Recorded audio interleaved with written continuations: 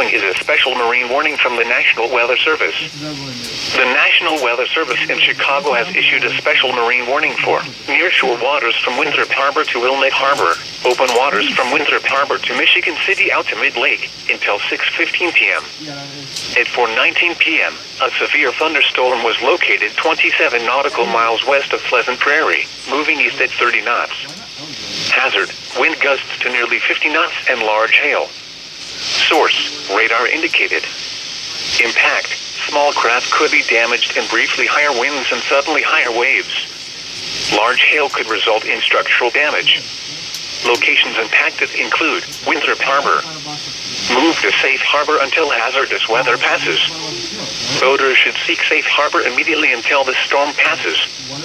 Wind gusts to nearly 50 knots, large hail, high waves, dangerous lightning, and heavy rain are possible with this storm.